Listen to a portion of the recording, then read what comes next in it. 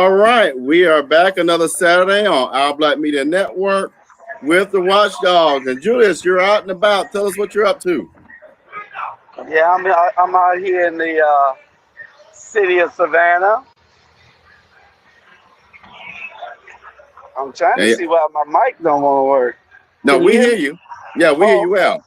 Yeah, I'm at the protest downtown at City Hall right now. If you can see, City Hall is right behind me, Okay. and that's All the right. group over there.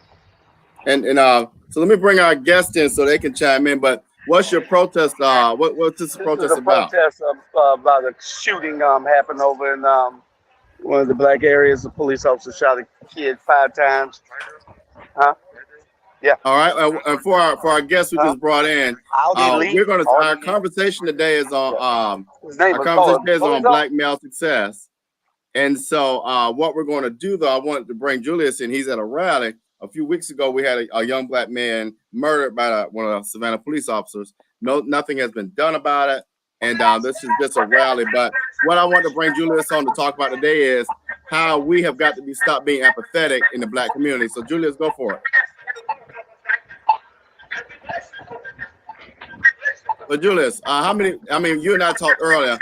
One of the things that we noted was in our black community, we'll go pick up a fork, we'll go to a cookout, we'll go to get messed up. And I didn't use the F word, I used messed up. But we won't do the things that advance us. We won't go to vote and we won't go protest. What's going on?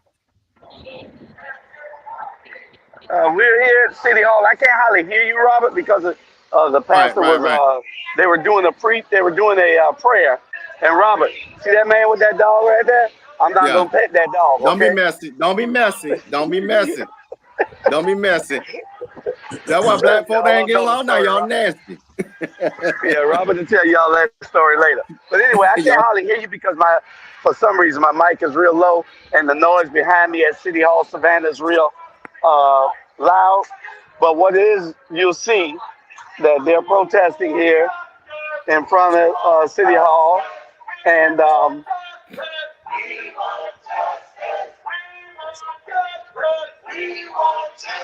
So Julius, we'll keep it on. Now, I'm gonna mute the mic, but we're gonna get into our conversation for today. So stay out sure. there. We're gonna get started, but you keep it live. Keep it live. Bernard, text him real quick, tell him to keep it on there. Just send him a quick text, and we're gonna get started for them. So we're gonna keep this on, y'all. Let me do some adjustments. We're gonna make sure y'all can see the protest. There we go. All right, all right. Okay. Let me see something here. Yeah, we'll just keep it right there. All right. So we got our guests today. We're going to start with if y'all can do a brief introduction. Keep it 30 seconds or less. Your name, what you're doing in the community, and that's one of the things we want to talk about today. The premise of the show is basically black male success, to show you all and to show our young brothers, especially those 21 and under, that there's a spectrum of things you'll go through in life. There are mud holes and anthills you're gonna step in, but the success that you carry, the gifts that God gave you, are within you. So, Chris, let's start with you. Who are you? What you got going on? What is going on, everybody? Peace and blessings. How are you doing? My name is Chris, aka 2 Benji. I am owner of 2 Benji ENT and also shareholder of Soul Tribe, and I also do work with Our Black Media TV. Pleasure to meet you all. All right, Chris, you got your Soul Tribe brother. If you could, I'm gonna let you do introduce him and let him introduce himself. Yes, sir. Yes, sir. Okay, so alongside for today, we got my Soul Tribe brother, that is Mr. Salim, the Dream. It's a pleasure to have you, man. I'm going to let him introduce himself. It's a pleasure to be here. How y'all doing? All right. Yes, sir. Can y'all hear me? Oh yeah, where you good, bro? Okay. Awesome. Okay, y'all can We hear got me. go ahead. Yeah, you good? Go ahead, brother. We got you. You good? Okay. You good? Okay. My name is Salim. I'm an artist. I'm also a shareholder of Soul Tribe as well. I'm from Savannah, Georgia, born and raised, a native, and like you said, what we do for the community. I'm here to unify the people beyond color, beyond color of the face, beyond color of the flag, and really just the universe. I'm really here to unify the universe. And All yeah, right. that's pretty much. It's pretty much. All right. All right. We got Deron Davis, a good frat brother of mine, and I'm sure he'll tell you what fraternity that is. Go ahead, Doc. Good afternoon. Recent transplant to the Savannah area, active duty military primary care physician stationed over at Fort Stewart, and a proud member of Alpha Phi Alpha Fraternity Incorporated, where I met Brother Brian here. And Deron, we're going to have to jump Bernard because Bernard be coming after Brother Teray. So we're going to jump you, Bernard. But who are you, America? America, come on in. Hey. And I always say I am America. You know what I'm saying? I'm, Bernard Brown. I'm just, man, trying. Look at him. There goes Teray right there. Yeah, we're going to jump you. I know it. He all over the place. He want to run and tell all that. Right. But I have my own empire that I'm trying to continue to be. I have top flight sports coach rental with us. Right now I do go around to each city, put on AAU basketball tournament, retired coach for 25 years, living my dream, taking care of my child, taking care of myself, and just, just giving back what the community have gave me, and that's an opportunity to succeed. That's all I want to do, just give back until the day I die, period. All right. So this is what we're going to do, gentlemen. So for those who have been with us before, y'all know the Watchdog is one of these shows where we have a conversation. So we can conversate one another. We can all present questions. But today is going to be a different flow. What we want to do is we got Julius Hall at City Hall who's protesting the hunting of black men, right? We have our city leader. Well, we don't have a lot of city leaders. We really got 3 city leaders. But we got concerned citizens at City Hall protesting the murdering of a black male by the Savannah Police Department and an officer. And so you got that, but then we're going to talk about black male success. How do we change that narrative, right? How do we change the narrative of America, not this America, but the America we know, the white America, presenting its supremacist ideology and placing black males in some really bad positions? And how do we get through these challenges called life? So one of the things I want to share with y'all this before we begin is I was watching one of my favorite pastors, Pastor Jamal Bryant at New Birth Missionary Baptist Church. And he was talking about the things that are killing our community. And he was talking about what I just mentioned before about the white supremacist ideology.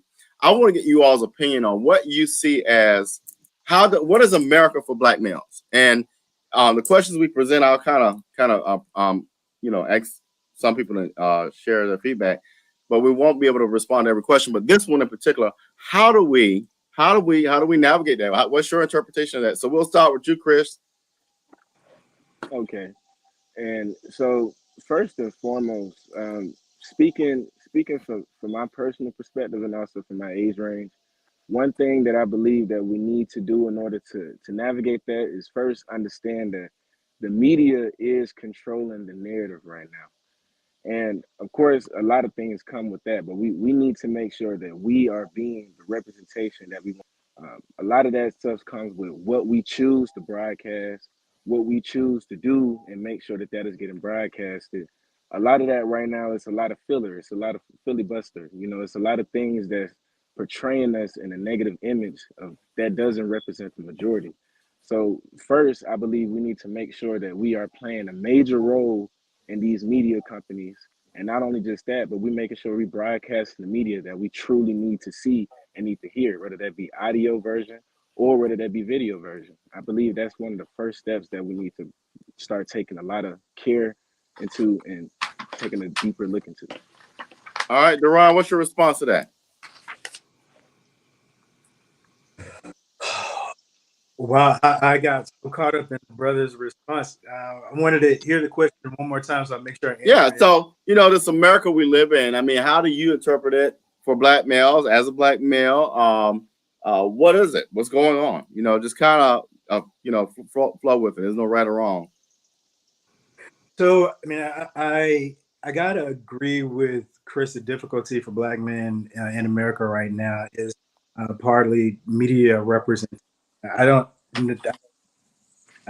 as we all know, there's what's shown on TV, and there's the way Black men actually exist, live, and move in society. We play with our community, the roles that we play with our own family structure, and we often see images that are, immediately conflicting, and so it's difficult to step into a world that wants to see you one way times, and to actually be the force or the that changes the mind. Those are You're kind of breaking up for me. I don't know if it's the same for everybody, but you're kind of breaking up. It's kind of choppy. I don't know. Sometimes if you're using your phone, you turn off the Wi-Fi button and it works a little better. Okay, give me just a second to correct that. All right, is that any better? Oh yeah, you're flowing. Yeah, smoother. Yeah. All right. So what I was saying was that, I agree with what Chris was saying. There's media representation, and we as Black men know what it is to actually live this life the way we move and breathe and interact with our communities and our families, and how it is, oftentimes in direct conflict with what we're seeing representative of the media. And it is interesting and challenging even to try to go out into the world and be the face that changes folks' understanding of what it is to be a Black man in America. So it can create an uphill battle. All right, Celine, what you got to say to that?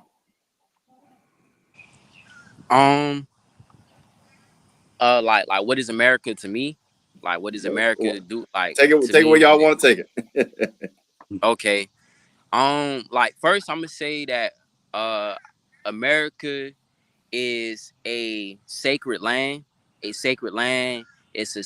We're on a sacred soil, and places like Atlanta, Savannah, Memphis, like this whole area, the South, the Southeast, we're on sacred land.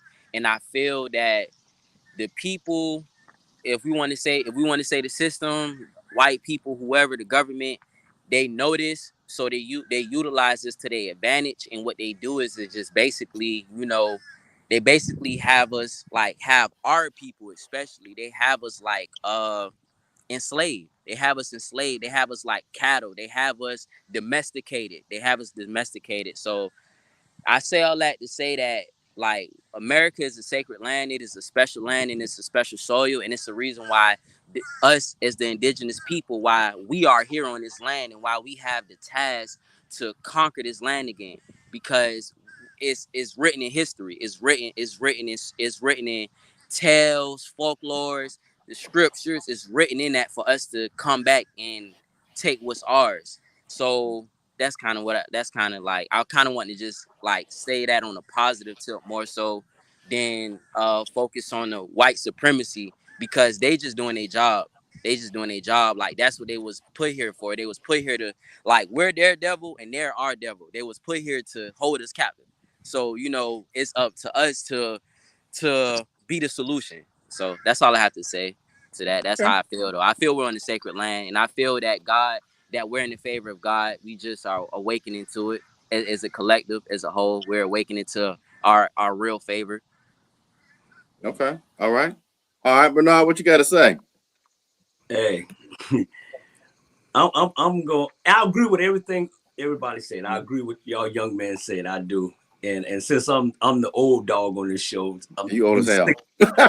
Yeah, I'm the old dog on this show, and I'll be 60 years old, next month. But I've been, being in kids' life, Black young men's and Black young women's life, but mostly I kind of like, gravitate on the Black men's. At the end of the day, there's right and there's wrong. Okay, there's right and there's wrong. We as Black people don't know how to stick together. We don't know how to sit and have a conversation together. Everybody is somehow everybody against us Black men, and the white and the Black women need to watch it, because they trying to turn the Black women against us too. So we have to come together and be strong. You know what I'm saying? We can't excuses. I don't like no excuses. We don't have time for excuses. Okay, we need to get off our butt, like me and RG and everybody on here. We trying And I ain't gonna lie, I got so tired, man. I started to stop trying because it was weighing me down. And then Jamal made a comment on the sports show on the rally, and he said, "Man, just keep going. You're gonna be okay. Just keep going." So I'm gonna keep fighting, and we as black men need to watch our surroundings. I'm not gonna put everything on the white man, the black man, and I'm not gonna do all that because we know what's right. The system is built for us to fail, but that don't mean us to fail because the system want us to fail.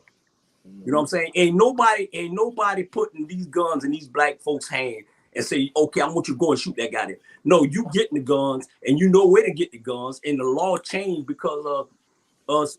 It is not it's against us, but that don't mean we should go and you know, dictate what they think we are. Everybody think they know us. We built this country, okay? The Indian found this country, and the white man stole this country. Period. All right, all right. So Chris and Celine, y'all are closer to the age group that we really want to touch today. I want to know, you both are what I would consider successful. You're out here doing things. You're being a positive person in society. You're contributing to society. But most importantly, you're leveraging the gift that God gave you, which is creativity. You're tapping into, you're self-aware, all these good things that we need to be. How did you get there? Right? I want you to act like you're talking to a group of young black brothers. How did you get there? You know, and you can be as vulnerable as you want. You can be as private as you want. But I want people to understand that you ain't wake up one day and embracing this. And I think Chris talked about it a little bit last week. So if y'all two could answer that for us. Okay, most definitely. So, first and foremost, I didn't wake up and then just automatically be here like this. This was definitely a journey, and I'm still on that journey that we call life. And I really, I say that the day that I truly awoken to what was really going on around me was March the 16th of last year. And what it took for that to happen was me just finally just being tired of being tired. I think somebody got their mic on, is kind of messing up. Okay. But I just got tired of being tired, you know, and that was me in my college journey. I believe I was a junior at this time, you know, and I used to question a lot of my intuition. And I think that's where it came from. And I think a lot of that strives from being alone, wanting to fit in, wanting to feel normal, you know, like, okay, why am I not thinking the same way, or not even thinking the same way, but doing the same things as the mass group in my environment right now? Is there something wrong with me? You know, and just a couple of different things like that. So a lot of times it started for me questioning myself, and this is something that strive from my childhood too.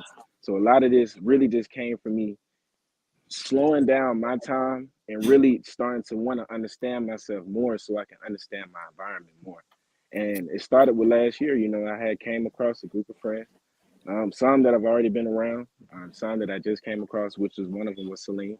And I was on this journey of just with music. You know, I'm in school, but I've always had this passion of doing music and finding a group of like-minded individuals to do this with, you know, so we could go in and accomplish this dream. And I came across them at an open mic, you know, sometimes, and we used to go ahead and go out to different events and so forth like that, and we were just building and just connecting.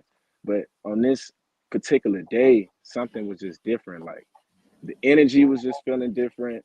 The day was just feeling different. The sun, everything was just a bit different this time. And we had an event to attend. Now, this is when I was with one of my friends by the name of Tim, who's also a member of Soul Tribe. And there's something particular that he does every time we're about to go to an event. I usually don't mind it, but this time I just called it out. And this was basically, he would take his time getting ready for an event, knowing that we had to be there at a particular time, and that would kind of slow us down. I'm a stickler on time, so I like being on time to things. As a matter of fact, I like being early. So that was something I was just like, you know what? I need to say something this time. So I'm like, yo, I know a lot of times you kind of speak in a calm tone so you can keep everybody a level attitude so you people don't mind that you're taking your time. But we can't really go for that this time. You know, we got to make sure we're there on time. For some reason, me finally just stopped letting stuff slide and me calling that out just kind of had a shift in my body. We had got to the event and we had came back, and I don't know what it is, but I feel like I had got a download. This is a true story. I feel like I had got a download and just a message in my mind. So I'm like, look, for some reason, man, I really feel like a lot of people got into the systems, which is like the entertainment industry and so forth like that, and started spreading negative energy in order to confuse us. You know, they got into the entertainment industry, not even just the entertainment, but the radio. Like I said on the previous show, we really used to use this to communicate to each other. Why was there a big shift? Why is there now being so much negativity spread across all these platforms? I feel like these people are really agents. And then as soon as I said agents, he was like, yo, you realize what you just said? I'm like, nah, what are you talking about? So he pulled up a video on the TV, and the first 5 seconds of this video, it was this woman. I can't remember her name, but she was like something something, the tour agents. Now, when she said the tour agents, in my mind, this happened in a split second. But when she said the tour agents, I kind of just fell back in my mind, and I had sat down in the chair. Once I sat down in the chair, it was some curtains that was in front of me, and it just opened up, and then it was just like a film roll. It was just, and I seen everything from a child all the way up into that present moment from a third person perspective. And I seen all the times when um, I was being taken advantage of, the times when I was making bad decisions for myself, knowing that there was something that was going to be happening from that, and also the times when I was around individuals I need to be around. So I just kind of, I believe I kind of just took my emotions out of it, and then from that perspective, I was like, "Yo, everything is everything." And by me saying that, it was just me taking more control of realizing, okay, your intuition is right. You know, your intuition is right. You know what you know. And then from that day forward, I just started moving in the path of just relearning myself, relearning my environment, and just taking more control and understanding of myself. You know, I just started to relearn life again. And that's really where it all started from. So it was honestly me just being tired of being tired, calling out the different things that I knew wasn't good for me and beneficial to me, you know. And once you All right. find that stuff out, you don't want to play around with that. All right. Celine, what's your response? I'm gonna pick up off of where bro left off, and Okay.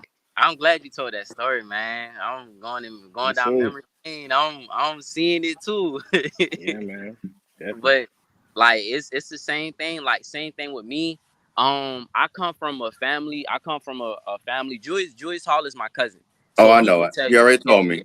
yeah. We come from a I'm sorry you family. got to deal with him. Oh yeah, no, it's all good. Sorry, It's brother. I'm all messing with good. you, man. It's all good. It's all good. I love him. I love him. I Yeah, I'm appreciate him. messing with you, dude. Yeah. Yeah, yeah, yeah. He gonna be him. Um, so for real, he is. He is. No, Gotta respect it. no, I But know that. I know that. Yeah.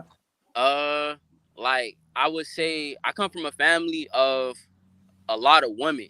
So basically, the men in my family either got locked up or got killed. So that was like a big generational. That was a big generational curse that was placed on my generation of the family, my little brothers, my little cousins, little, like that, and like from us on down. So like my immediate family, my grandmother, my grandfather, my mom, and my uncle. My grandfather was a part of the Nation of Islam. My grandmother was a part of the Nation of Islam. And then eventually my grandfather made the transition into Christianity, and then he became a preacher. And then so he became a preacher. And just with how we was raised with morals and ethics and things like that. Even though we from the hood, we from this environment, we around these different things and stuff like that, we was always different. So my mom is a really spiritually in tune inclined woman, and she just started her journey. And once she got on her journey of life, she started to just spread the message towards us. And I was transitioning from high school and going to college. So I started to attend Savannah State, and this was like 2017. And I just like with what Chris said, I was just tired. I was tired of being tired. I was tired of doing the same thing every day. I knew I didn't fit in. I was tired. I knew I wanted change. I had this desire for change on the inside of me. So me pursuing to be an artist, I had the idea of moving to Atlanta. So once I made the move to Atlanta, I was like, when I moved to Atlanta, I'm changing. I'm working out every day. I'm saying affirmations. I'm starting to meditate. I'm starting to do yoga. I'm eating healthy. I'm changing my regimen. Like I just did a full 360. And when I moved to Atlanta, I moved to a space where nobody knew me. So this person who I wanted to be, the ideal inside of me, I was able to create that individual, and not with what people knew me for or think I am, or what they think, who they think I should be, or anything like that. So that's how I got on the journey. I just got on the journey of life. Like I unlearned everything. I unlearned what I was taught, what my family taught me, what school taught me, what I seen. And I started to come outside. I started to be in nature. I started to understand the natural nature of life. I started to understand what it means to sit under a tree and be around birds and animals and just see nature play, because God isn't, I learned that God isn't everything. God isn't no thing, but God is in everything. So once I was able to receive that, once I was able to receive that download, I was able to see that, okay, for example, like having a conversation with y'all, God can jump in, or an angel can be inside of any one of y'all just to deliver certain messages to all of us. I started to pay attention to everything. I started to be more aware. I started to pay attention to the dialogues, what was being said, how it's being said, where is it coming from. I started to actually see the unseen, even though I'm physically looking.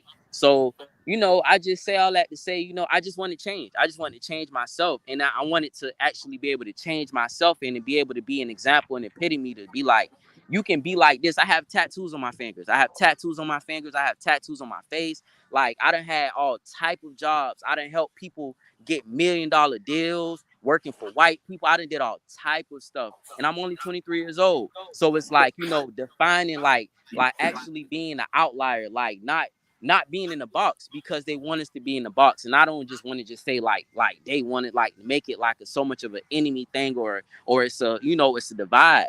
But I just want to change. That's all it is. I just want to change. And I was actively, consciously making a change. And once I started to do it, I started to see results. And then my confidence started to build up, the truth, my faith in God, and my faith in my spirituality, everything just built. So once it was able to build, I just stayed true to the conviction.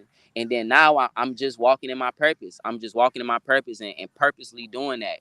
I'm just here to just shine the light, spread love, spread positivity, and just more importantly, unity. Just be justice. Just is.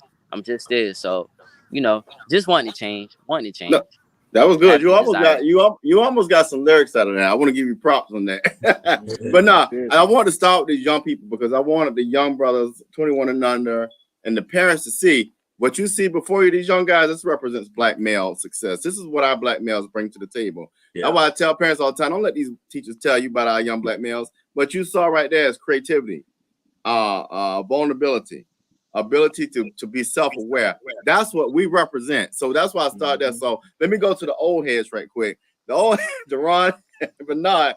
Now I really want you all to talk about what was a challenge that you encountered on your journey called life, and how did you become resilient? Because that's the other part of the story, is being resilient. Yeah. So we'll start with Deron. So, gosh, one of the biggest challenges for me was under coping with loss, actually. So I wanted to be a physician from maybe age 4 or 5 years old, watching the Cosby Show on TV, kind of fell in love with Bill Cosby and Cliff Huxtable and what he was doing and the way that he was able to reach out into the community. And I wanted that to be a part of my life. As I grew up, went through elementary, middle school, and I had a very supportive family structure. So, making it through the academic piece wasn't as difficult for me because I had seen success even in my own family with that. But when I was about 12 years old, my grandmother died of breast cancer. And she was probably the closest person to me in my life, biggest ray of light, biggest influencer, supportive force. And it's interesting, like when you lose that person that was your rock, how do you begin to put things back together, and how do you hold on to your dreams as you transition through your different phases? So her and her memory became a big motivation for me. The it started off being a little bit of a setback because I lost my motivation and I lost that light and a little bit of that drive. But as time passed, I realized that the way she was an influencer to me. There are so many other moms and grandmothers that are influencers in their family, and I hate for anybody to experience the same kind of loss I did. So, I turned what was pain into motivation. Let me learn more. Let me study harder. Let me get better. Let me figure out how to interact better with people and how to become a comforter in terms of what I bring to the bedside, to the clinical setting, because everybody that I'm looking at is somebody's loved one. They are the center of somebody else's world. So that was one of my challenges, figuring out how to cope with that loss, and then figuring out how to cope with other losses throughout time, because it's the losses of major players in our lives, and also, occasionally our own defeats, personal losses, that create the setbacks for us. But once I figured out what resilience meant and how to bounce back in one arena, it gave me a little bit more resilience for other challenges to follow in life. And so you take what it is that I'm looking at, take the pain, take the loss, figure out how I can use that lesson to help somebody else. All right, Bernard, what you got? Yeah. You know what? It's like, and people ask me, say, who my hero is and that. I'll say, you know what? My hero is Jesus Christ, my Lord and Savior. And you know why? When I first came on this earth, I always say God made me, mama raised me. I was 3 pounds when I came on this earth. 3 pounds. The doctor told my mama that, hey, he ain't gonna live overnight. And look at me now. I'll be 6 years old, way close to 205. Hey, and that what motivated me. And another thing that people don't understand, somebody can say something in your life that can motivate you. It is negative. Somebody can say something in your life negative that gonna motivate you for the rest of your life. So I was in high school, and when you're high school, you play ball and everything, and then you have a little summer break, you go get a little summer job. So I was working at Bradley Plywood, all white company. I was working at there, and all the people in there was black, older black people, and so I told him, I said, hey, today, I said, tomorrow's my last day. And he said, hey, where you going? I said, well, I'm going back to school. I said, I want to just try to do something to better myself like that, right? So he told me this, true story. He said, you'll be back. He said, you'll be back. I looked at that white man, and the next day was going to be my last day. When he told me I'll be back, I said, okay, I'll show you. That was my last day. That was my last day right there when he told me that. And that motivated me. And 10 years later, I seen him, because when I was working at the bank, and I seen him, and I asked, I said, hey, you remember me? He said, yeah, I remember you. I said, you remember when you said, I'll be back? And he said, yeah. I said, did I come back? He said, no. and he said, you know what? I'm proud of you. And guess what he said? He said, I said that to you to motivate you to get out, so you don't be like the rest of them that's staying here.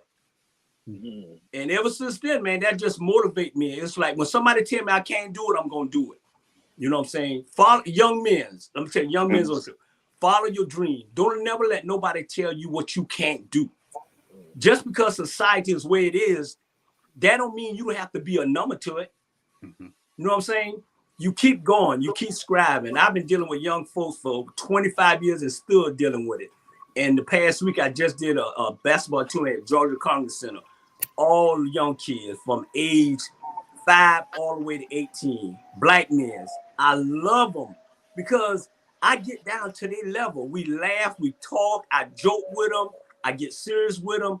And I said on when I was doing FaceTime on there, I say, America, all black men are not bad black men. Okay. You may have a handful, but you don't know their story. So stop judging them. You don't know nobody's story. So start judging us.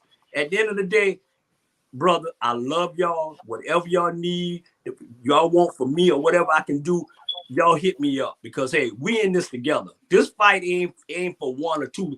We in this together. And I damn sure know we going to show them who we are. And Bernard, you said something key, and I would love for you and Chris to respond to this. But you were talking about resonating in my mind. how do we get our youth, our black males, from a bullet to a basketball? How do you do that? How do you all suggest, you and Chris answer that? How do we get there? I mean, you do it, you've been doing it, but how do we get our kids from a bullet to a basketball? You know what? And you know what these young kids be telling me every time? They say, Coach Brown, I say, yeah, he say, all we want is from people just to listen to us. They always labeling us. All the young kids want y'all to do is listen to them. Okay? Listen to them. And then at the end of the day, it's your surrounding. It's easy to take a gun out your hand and put a basketball in your hand. But I don't want you to do that. Take a gun out your hand and put a book in your hand. You know what I'm saying? Because there's 367 basketball players in the NBA in the world. Are you one of those 367? Man, slight chance. Slight chance. So you come out better of being a doctor, a lawyer, anything. Like you said, you come out, you can be the president of the United States. Who thought Obama was going to be the president of the United States? You know who thought that? Tupac said in his lyric. Black man gonna be a president, period. So it's easy, RG. You just have to listen and your surrounding, you know, because young kids are listening to young kids and they don't really know they young. How you gonna tell another young person some advice where you trying to find it? So watch who you listen to, okay? Watch who you listen to. And Jamal and RG, it's like we have to start listening to them. To be honest, we have to start listening to them, man. Because if we don't, we're gonna lose them. Yeah. All right, Chris, what you got? I want to say I appreciate you saying that, because if y'all not listening, then imagine who else is listening. Because they are listening, and what they're doing, they're listening more and implementing what the information and data they getting and putting it in their systems. So, for example, let's just take music, for example. They put a lot of emphasis on the entertainment aspect, right? So they got people believing this is what needs to be done in order to achieve that dream. So now, once people get in those positions, you realize that's not what keeps this machine running. What really keeps it running is the business behind it. But there was no emphasis on it. There was no coolness or whatsoever placed on that part. So now you got people not even wanting to really do what really keeps the things running, because the only part that was being emphasized was the falsified dream aspect. So like I said, I believe the representation and also energy put into what really goes on behind the scenes, you know, like, and we were speaking on this earlier as far as the competition. A lot of people limit the information they tell us because they want to see us in a certain way or a certain light that they view us, which is not the perspective that we view ourselves. And we need to also just start taking a little bit, way more time into that. And another thing that I would definitely say that needs to happen, not only just listening to them, but you realize we are the ones that keep the majority of these systems running. You know, they study us. We are the new. We the things that we don't realize our own influence as much as influence we have versus how they see the influence. So they'll pay a lot more time. They'll try and bribe us. It's so many, like if you get on social media, you see how many different people, when you realize how the companies market, you realize how many people is targeting you. The advertisements be real specific down to the detail. It's like, yo, what's going on? So we really need to just play a way more part in showing the people the real, what really goes on, showing the real you, because that will make somebody not only feel the connection, but also striving to want to hear from you, want to do more things that will build the community versus just the attention.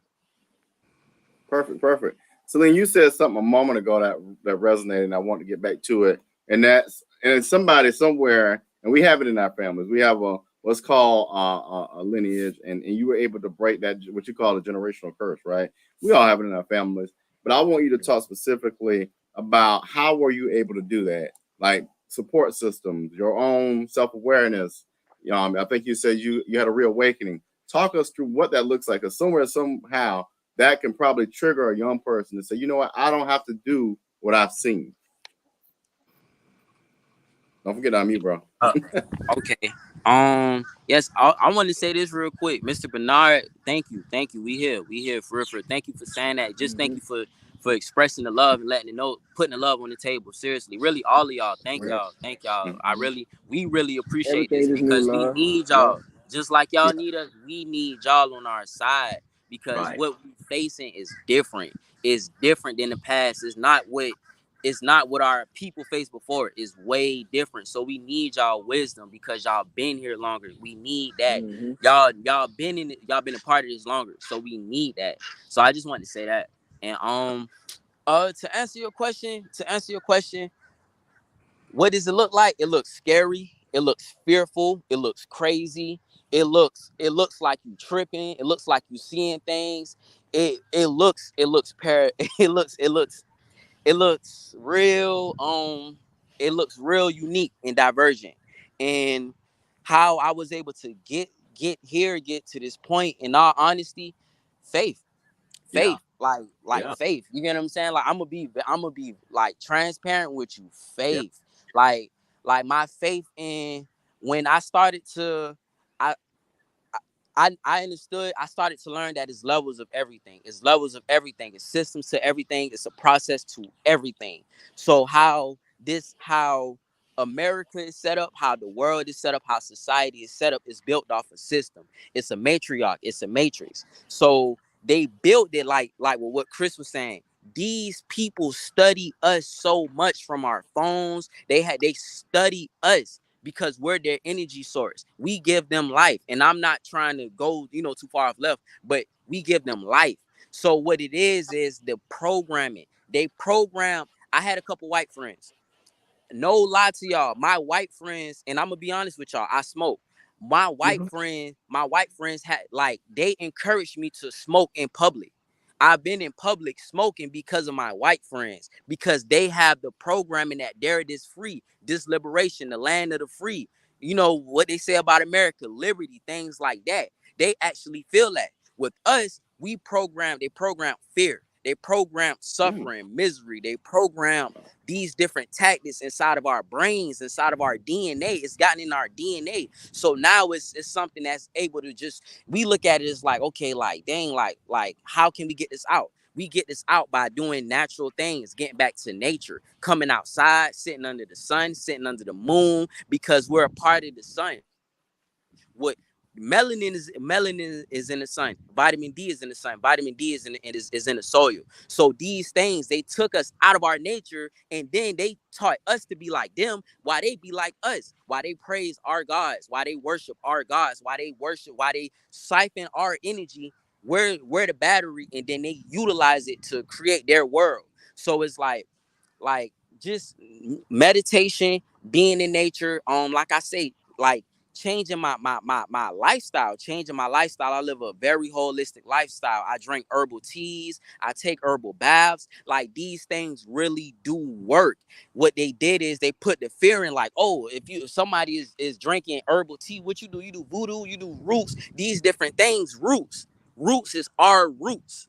You see what I'm saying? They took us so far away that it's like the closer we would get to God, they would do something to take us away from God. So now it's so much confusion. It's like, okay, you say this, but what about this though? But what about this? It's confusion while they know the truth.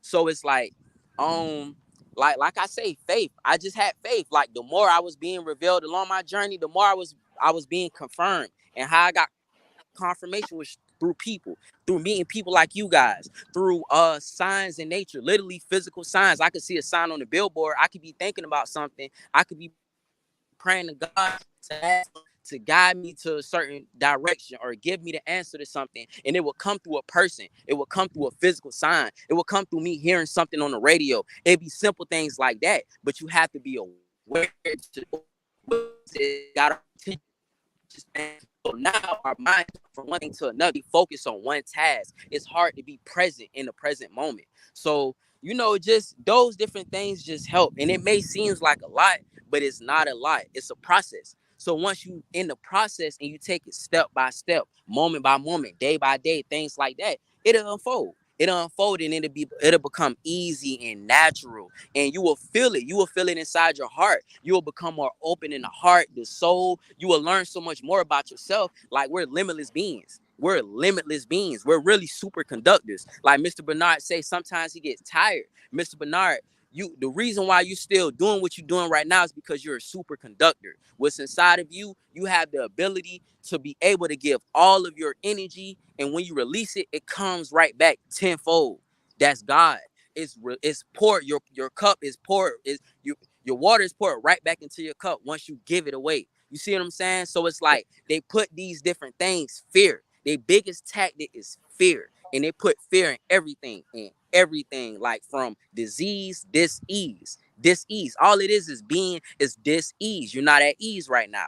Illness is these things. They think is that we can't cure cancer. We can't cure AIDS. We can't cure these things. How you gonna tell me this when it's my divine birthright to be here? You get what I'm saying? God put me here. Why did God put me here? Obviously, we're here for a reason. You see what I'm saying? It's these simple things, but they take us so far out of that space to where we're stuck. So now we get in a hole. Now we in a hole that seems to get deeper and deeper and deeper, and it's harder to climb out of that hole till eventually you just give up. Now once you give up, that's now they got you. You gave up. So like, and another thing too, I just wanted to say this real quick because my phone, I know, I was Dawgs. He was a part of the Funkadelics back in the day, and he was saying how basically like how with us being superconductors and how we have this energy inside of us, we have this black gold inside of us, we're able to do everything. Now going forward, we're about to be more productive, more not even busy, but productive. We're about to be getting so much done at a day's time. It's gonna seem like what just happened. So it's like taking that and us being able to utilize our resources, us being able to turn back to us. I feel we feed their system too much. We look at them and say they the problem and then want them to get us out of the problem. That's not how it's supposed to work. God don't want us to be like that. Like, I know y'all read the scriptures. I know y'all know these quotes. All those same things that's in that is happening now. We're those people now. Those different peoples was the outline, the blueprint. So those different mentalities of Joseph, Jesus, who else? Jacob, those different mentalities, Noah, those are different mentalities. We're men, we're black men, so we have a thought, but we also have to connect to the feeling, which is the black woman, the divine feminine, the woman. That's what makes us whole. So, going on that journey of just wanting to change yourself and be whole, once you become whole, you're whole and one with yourself. Once you're one in here, because this is our church, this is our temple. Once you got the temple right in here, then out here, everything could change, but you have to get it right here. What they doing is they taking us away from ourselves and got us looking on the outside. The outside is the problem. The external things is the problem. These different things, so they're able to play with our emotions, play with our feelings. They taught black men not to have feelings, not to have emotions. So now when a black man get killed by the police, it messes with our spirit. So we don't know what to feel or how to feel. It makes us want to do something, but we it's that fear in us. Like, we can't just go out and kill somebody. What can we do? So that it's a constant battle, and it goes back to being domesticated. It's a parasite. It's a parasite that's in animals. That's in animals that we have. I have a cat. It's in cats. It's a parasite that keeps us bonded to fear. So now when something comes, even if it's something that we are afraid of, fight and flight is not even there. We just sit there and take it. Now we just sit there and take the beating. Now we just constantly just sit there and take the beating. We sit there and take the butt whooping. You see what I'm saying? Instead of saying, you know what? Let me grab the belt. Let me try to fight back. Let me do this. Why I'm not running right now? Why am I not fighting right now? Why am I just sitting here and allowing us to be destroyed? So it's like, it's deep. It's deep. It's deep. But like, how we can get through this for real is just unity, because we're all one. All of y'all are different facets of me, just like I'm a facet of all of y'all. We are all different parts and reflections of one another. So once we know that we're one internally, we're all uniquely ourselves. We're indivisible individuals. You see what I'm saying? We're all uniquely ourselves, but we are all one. Once we know that we're one, it's over with. And that's what they trying. That's they don't even know what's about to happen anymore. because it's too the energies is too chaotic, it's unforeseen. We're in new times, but it's up to us to rise. If we don't rise, nothing's gonna change. It's not gonna be a guy from the sky, it's not gonna be a lady from out the water, it's gonna be responsibility. They placed that responsibility on us. God did that. So it's about us opening and being accountable for that real responsibility beyond just life, beyond just bills, beyond just having a business, getting a job, money. No, it's beyond that. It's beyond that. So, I just wanted to say that real quick. You know what I'm saying? I just wanted to. Yeah. Hey. No problem. Hey, I Hey, hope I was able to RG. what's up? Hey. What's up? Man, this little young fella, you got me writing stuff down. Yeah, Hey, make them right. Yeah. You need to write. You need to write. All that cussing. listen, I I'm with it. Hey, I got I'm with both it. y'all I on agree. Yeah, let me get this, because see, y'all know I'm the best journalist in the city of Savannah, so just as long as y'all realize that. So a good journalist knows this. Deron, you were getting a reaction. You had something to say. Respond to that, because you taking notes too. I'm glad these old people taking notes. So this conversation, there's a lot of positivity and a lot of energy, and I've enjoyed so much of what everybody's had to say. I like Bernard's statement about the need to actually listen to our kids, because that's the primary thing that they're asking for, and it truly is. I've learned. I got a 7-year-old daughter, and she is just like every other child, constantly looking for that attention, looking for validation, and looking for information. Mm-hmm. And so, if I don't listen, I miss the opportunity to mold a future with her, right? Mm-hmm. And so not only is there the obligation or responsibility to listen, but we also got to make sure that we are taking time to respond to them and to pour into them something different. Because both of the younger brothers were saying, that they basically pulled themselves up by their bootstraps. They were in situations that they saw any of a number of things going on in their environments and in the society around them, but they chose to hold on to something positive and something different, whether they had mentors that helped them do it, or, in Salim's case, from what I thought that I heard from him, it sounded like, he dealt with a great deal of adversity, and despite the adversity and not having anything else to look to, he found something positive to latch on to, and then to harness that and grow it. I love what Chris had to say about, the dreams that are created in these kids, and we'll show them how to grab a basketball, or they will see that there's an opportunity to grab a basketball or a football and become a star in NFL, NBA, but nobody's talking to them about the business that keeps everything running behind the scenes, and that really is too the job of the elders.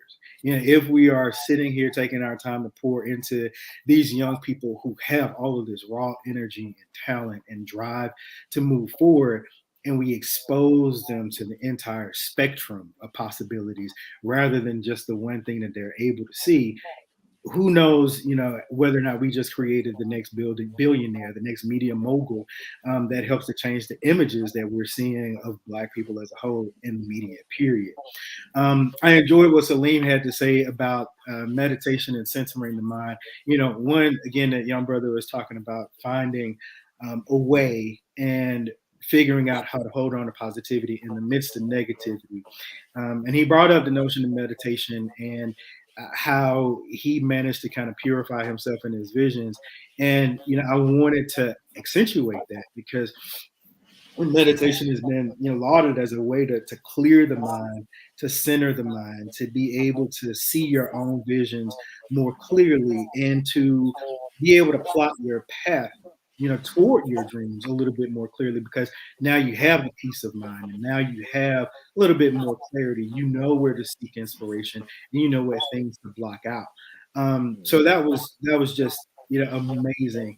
And I don't think that our young people are shown ways to clear their mind and see themselves and truly visualize and build their dreams with enough consistency that tons of them are making it out of bad situations, or tons of them are finding the true path to their real dreams versus responding to what society throws in their way. Right, Bernard. So Bernard, real quick, what's one thing that really resonated with you today?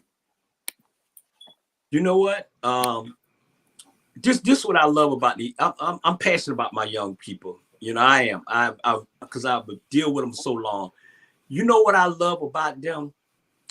It took me age 40. I was 40 years old when I started my own company and decided to go on my way, you know, and get my own thing and not worried about coming in and working for other people. These young people, man, they start young. You got these young people right now on their own business, and they're not even what 20, 23 years old. And I love the motivation that they got, y'all. The way they just say, you know what? I know for a fact I can't work for nobody. Because if I go down there, I know for a fact I'm going to quit. So I better get my own bit. And I'm talking about my daughter. My daughter probably had maybe she's 25 now. She probably went through 10 jobs and she ain't stayed on neither one of them a whole week. So she started her own company. She got her own company now, facial. And I build that in there. She said, Daddy, I thank you for just showing me the way. And that's all the young people. You show them, they're going to run with it. Back in the days when we grew up, you showed me, I'm going to say, can you show me that again and again and again? Nah. You show one time, they go with it. They ain't shit to show you how to throw nobody over no fence, though. Hey, but that's people, they need to realize, man, that, you know, these young black kids, and the reason why I'm saying young black kids, because, you know, that's what we come from. We come from a black community. I don't know nothing too much about no white community or age or nothing, so I can't talk about them.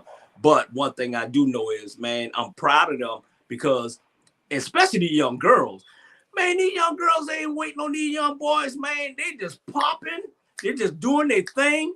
You know, guarantee you, these young kids, these young girls, they'll take 10 of them and they go on trips. They ain't talking about it. They're being about it. You take 10 guys, it take us about a whole 3 months just to try to get a trip going. Then 5 people gonna cancel. And they gonna cancel it. You know, but hey, like I say, let's keep going. But I'm telling you right now, y'all, I may get in trouble with what I'm about to say. I guarantee you, if any high-class white person watching this show, they wrote down everything that y'all saying. Everything. So they trying to change the game. Listen, y'all, y'all got, we done gave y'all a book and a pen. I know it. We might have to do like this here. Oh, and you got a book. I mean, no. Yeah. No. Hey, they always try to change the game, man. But now one thing you said that really stuck out to me just now was the fact that you got to show them. A lot of times, and I want our elders, myself included, because we got to be mindful of what we're doing. Sometimes they're watching. Mm-hmm. You know, it's not a miracle that your daughter's an entrepreneur. She's just watching. Like I tell people a lot of times, I don't cook a lot, but I know how to cook. You know how I learned how to cook? I was sitting there watching my mom, because when I came home from school, you weren't about to go out there and play in those streets. You do your homework, you go right to bed. And you got a problem with it. I got a friend called Belt, and that belt can show you what I mean. Right. And so, I mean, you know, it was called discipline, but you be mindful of that. But Chris, what we're gonna do real quick, we're gonna do a part 2 of this, probably if not next week after. Y'all know Julius Hall tell me what to do, so I'm just kidding. But anyway, Chris, what we're gonna do, we're gonna get final thoughts from Chris, and then we're gonna hear a poem called If, and my brother David's gonna bring it.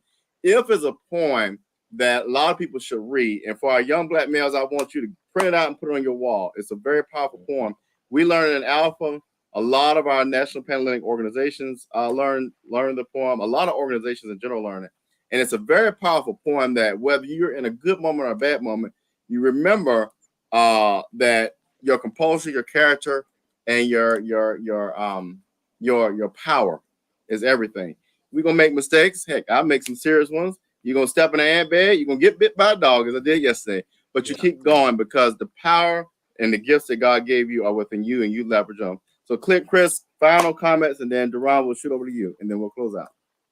Okay, final comments, and I'm very grateful and appreciative to be a part of this conversation. For one, it was a lot of different things that was said. The transparency, the reminders is appreciative, and I just want to make sure we remind everybody to continue to be transparent, continue to build connection, because that's the only thing that's missing right now.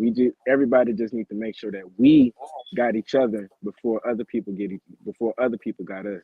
You know, we got to understand that we are in this together. This isn't a one man army, one man thing, and just make sure we practicing that. So unity unifies acceptance, and then pushing forward to create something bigger and believing in something that's higher than ourselves. You know, and those are my final notes. Yep. Amen. Hey, brother. Amen. All right, brother. Go ahead, Ron. All right. If by Rudyard Kipling. If you can keep your head when all about you are losing theirs and blaming it on you. If you can trust yourself when all men doubt you, but make allowance for their doubting too. If you can wait and not be tired by waiting, or being lied about, don't deal in lies, or being hated, don't give way to hating, and yet don't look too good nor talk too wise. If you can dream and not make dreams your master, if you can think and not make thoughts your aim, if you can meet with triumph and disaster and treat those two impostors just the same, if you can bear to hear the truth you've spoken twisted by knaves to make a trap for fools, or watch the things you gave your life to broken and stoop to build them up with worn out tools, if you can make one heap of all your winnings and risk it on one turn of pitch and toss and lose, and start again at your beginnings and never breathe a word about your loss. If you can force your heart and nerve and sinew to serve your turn long after they're gone, and so hold on when there is nothing in you except the will which says to them, hold on. If you can talk with crowds and keep your virtue, or walk with kings, nor lose the common touch, if neither fools nor loving friends can hurt you, if all men count with you, but none too much, if you can fill the unforgiving minute with 60 seconds worth of distance run, yours is the earth and everything that's in it, and which is more, you'll be a man, my son. All right. I thank you all for participating this week. We'll do a part 2. Everyone, we'll see you next Saturday at noon. Have a great weekend.